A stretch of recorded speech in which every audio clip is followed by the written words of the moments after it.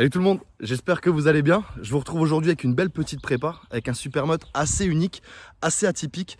Je vous présente le 250YZ Samurai que Ippon m'a prêté. Je l'ai pendant un tout petit moment cette moto et je me suis dit on va faire 2-3 vidéos assez débiles avec le petit frère. On va essayer de la tordre, de la frotter bien comme il faut. Mais je me suis dit il y a eu une prépa qui est tellement originale, c'est tellement inattendu de voir une marque de produits d'entretien, une marque d'huile prendre au sérieux le Supermoto, faire une prépa comme ça en prenant des risques parce qu'ils ont fait une belle vidéo avec Romain Gendreau. C'est assez fou de voir une marque comme ça qui te dit nous on kiffe tout, on kiffe la bike life, on kiffe le Supermoto, on kiffe les road trips, on kiffe la compétition. Et puis du coup c'est pour ça qu'ils se font des prépas vraiment atypiques. Donc on est sur un 250YZE puisque c'est une moto où ils ont fait une carte grise, ils l'ont assuré, ils l'ont fait homologuer. Il manque 2-3 petits trucs pour l'homologation à 100%, mais en tout cas, ils ont vraiment fait le taf jusqu'au bout. Ils ont poussé le truc assez loin et je vais vous présenter ça tout de suite. Donc petit tour de la bête avant de partir l'essayer, avant de voir ce que ça donne sur route, et avant de vous dire pourquoi c'est la moto du moment qui m'a le plus choqué avec son comportement, avec sa puissance, avec sa façon de réagir. Je vous jure, elle est trop violente cette moto, elle a le démon. J'ai eu un 250 Enduro KTM, un EXC. Et là, en fait, c'est un cross, ça n'a rien à voir. Je vous jure, ça n'a rien à voir. En plus, je sais pas ce qu'ils lui ont fait niveau moteur. Il donne des infos sans trop en donner, Ippon.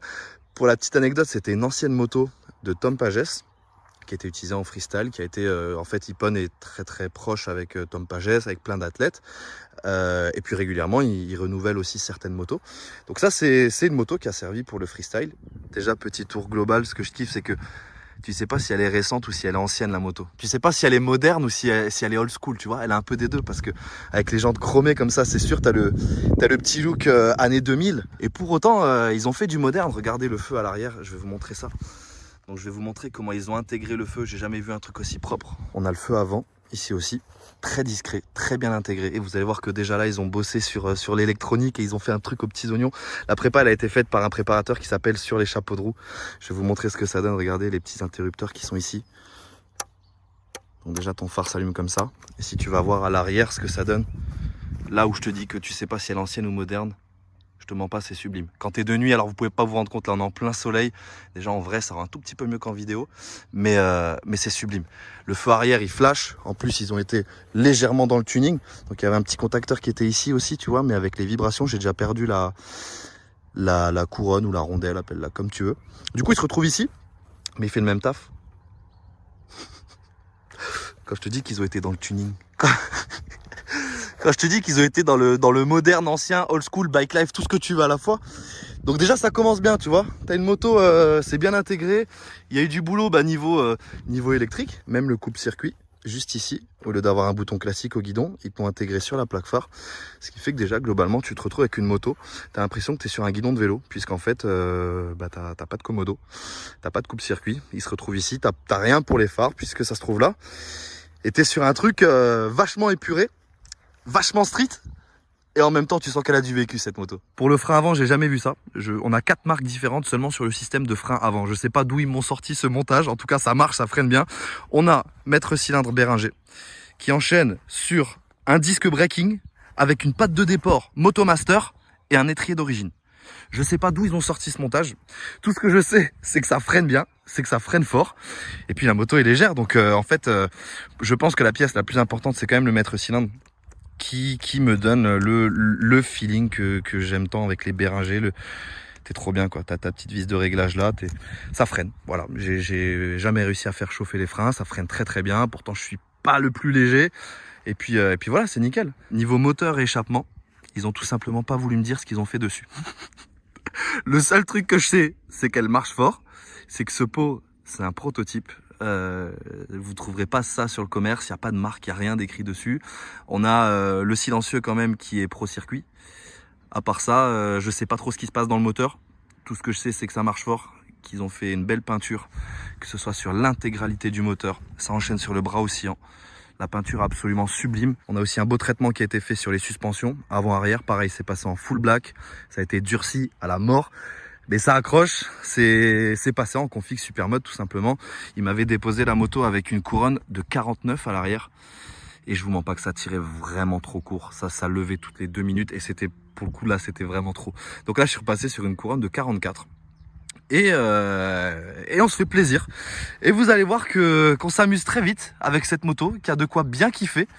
On est encore gentil, on est encore timide, hein, c'est pas ma moto, mais je commence à bien la prendre en main. Bon, tu vois que tu as quand même les cale-pieds titane là, qui sont prêts à te rappeler qu'ils sont là, hein, au cas où ton tibia il dérape, au cas où tu kicks mal la moto.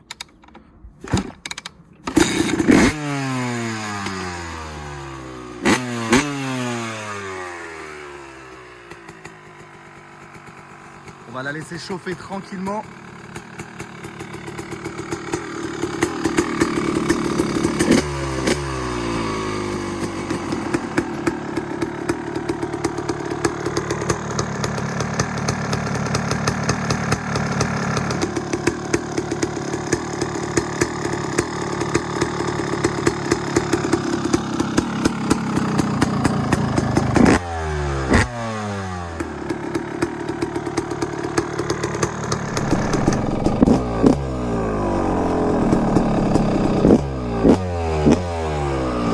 Ah, je sens qu'on va se faire plaisir.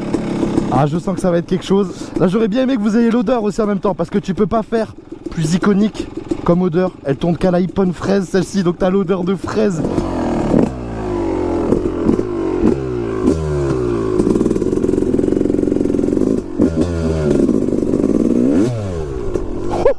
Oh, je me suis chié dessus. Vous allez voir qu'elle a vraiment l'âme d'une crosse. Et que moi qui connaissais un 250 enduro, mais ça n'a rien à voir, c'est beaucoup plus violent, c'est beaucoup plus sec. Là on peut dire qu'elle craque bien comme on dit. Là pour le coup c'est vrai.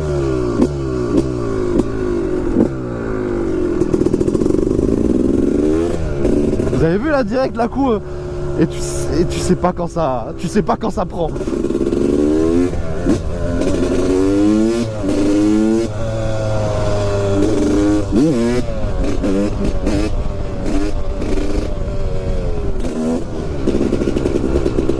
Ah, puis quand t'es sur la moto, t'as rien sur le guidon. Tu peux pas avoir plus épuré. Une poignée de gaz, un frein, un embrayage. Il n'y a rien de plus. Et t'as l'impression de revenir des années en arrière sur ta 50 ou sur ton vélo avec 10 fois plus de puissance. C'est une boîte 5, donc c'est quand même une moto qui tire relativement court.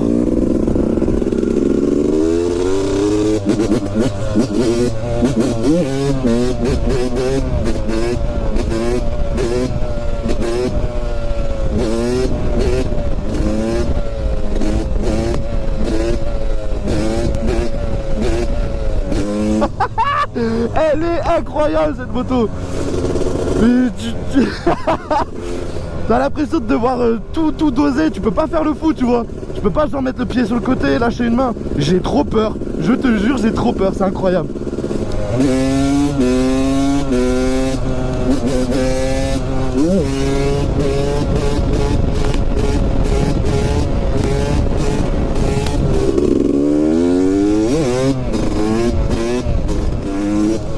C'est un truc de fou. Et tout le temps. Entre conduire ça et savoir vraiment la piloter, je pense même que c'est une moto sur piste, ça doit être incroyable. C'est un truc de ouf.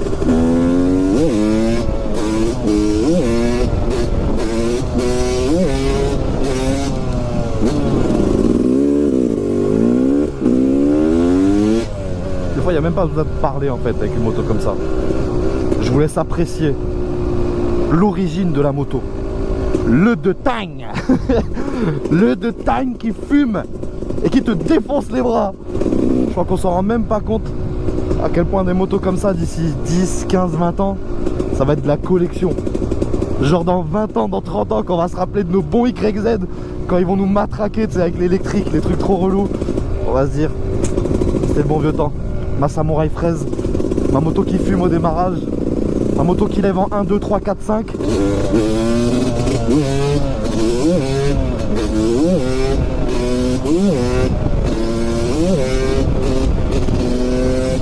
Ah, c'est trop.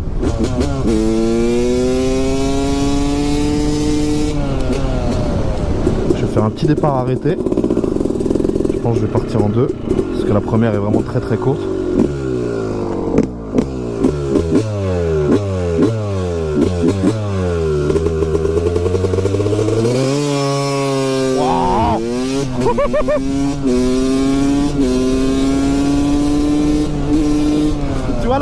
Là, je voudrais la 6ème.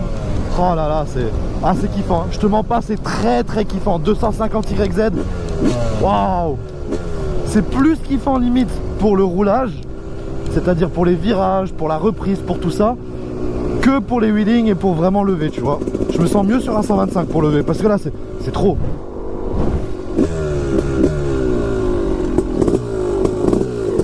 Ah non, je te jure, elle se lève tout le temps.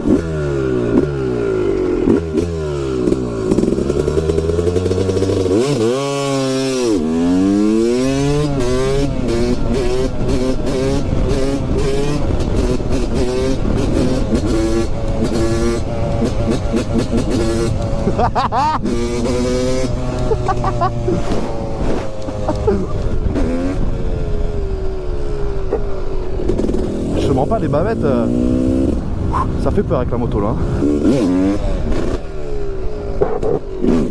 Là c'est pas mal.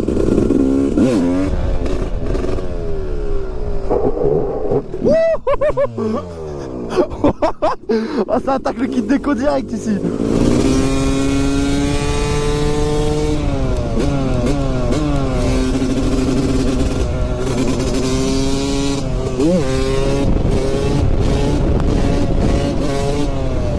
C'est trop. En fait tu deviens surexcité, c'est pas bon ça. Ça c'est trop, il faut se calmer un peu. J'ai les bras tétanisés, je vous mens pas. Ah la moto, je fais le mec, je la lève et tout, mais je vous mens pas, elle me défonce les bras.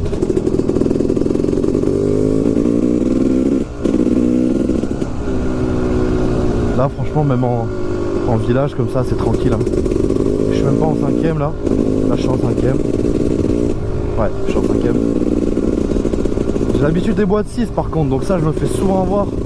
Tu vois là, quand je tire vraiment la moto à sa vitesse de pointe, ah j'aurais envie qu'il y ait la 6ème et c'est pas ma moto, donc j'aime pas non plus rester longtemps à plein gaz. Je préfère des fois couper, tenir l'embrayage et puis laisser couler tranquillement, tu vois. J'ai pas envie de rester en pleine charge tout le temps. Par contre je pense vraiment que la place d'une moto comme ça c'est à la cuisine. La place d'une moto comme ça c'est sur un circuit, c'est sûr.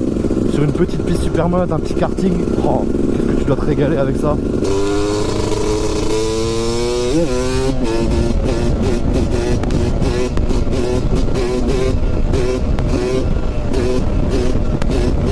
Oh, elle est boostée la route. Ah, tu sens qu'à chaque coup de gaz la moto c'est un petit coup de gaz, mini coup de gaz et boum, direct tu rebascules beaucoup trop. C'est à doser, c'est toute la technique en fait de la moto là, c'est savoir doser. Alors le problème c'est que là où je suis il y a beaucoup de lignes droites, donc forcément la conduite va pas être très représentative de tout ce qu'on peut faire avec la moto, je pense. Et quand il y a des bosses, alors là regarde, j'arrive même pas à tenir la poignée constante. C'est énorme.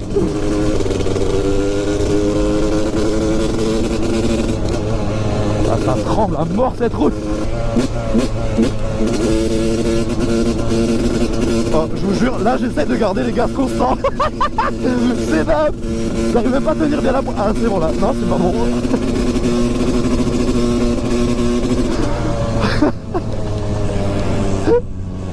Ah, au moins ça permet de vous montrer que c'est en termes de confort. Je pense que vous l'aurez compris hein, de toute façon.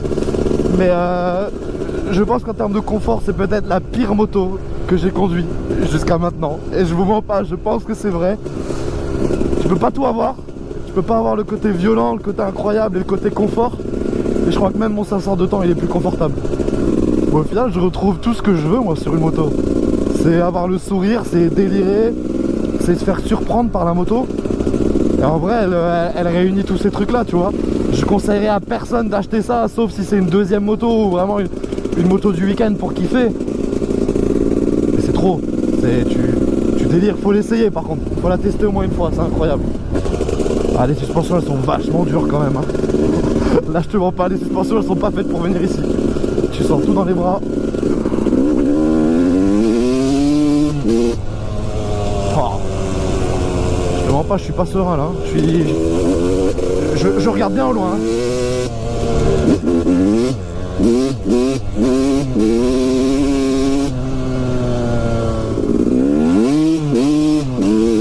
Ah, je vais me calmer. Tu vois, j'allais appuyer là pour couper. Sauf que le petit bouton, Il est là. Oh. Non, c'est trop. C'est trop bien en fait. C'est trop puissant, c'est trop violent, mais c'est trop bien. Et ben, je vais pas vous mentir, je me suis absolument régalé. C'est une moto qui fait flipper, c'est une moto qui est démoniaque. Mais quand tu apprends un peu à doser, c'est une moto avec laquelle tu as tout le temps le sourire. Ça sent la fraise, ça fume, ça lève à tous les rapports. Ça tire un peu court. Tu vois qu'on aurait bien aimé avoir une boîte 6. Mais bon, c'est un cross, c'est comme ça. Normalement, c'est pas fait pour être utilisé dans ces conditions-là, mais tu vois que ça le fait très bien. Tu vois qu'on prend beaucoup de plaisir avec des jantes de 17 pouces dessus. Donc bravo et merci à Ippon pour le prêt de la moto. Ils m'ont fait découvrir en plus quand j'ai été récupérer la moto. C'était pas forcément prévu.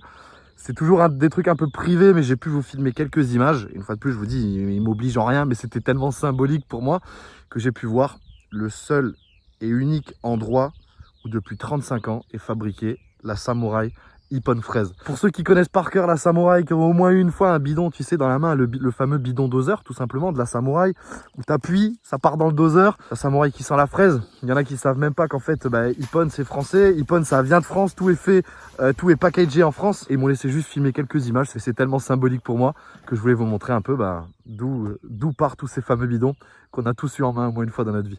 Je vous dis à très très vite. Je vous dis merci d'avoir regardé cette vidéo. Ça m'a fait un énorme kiff. Ça m'a fait du bien.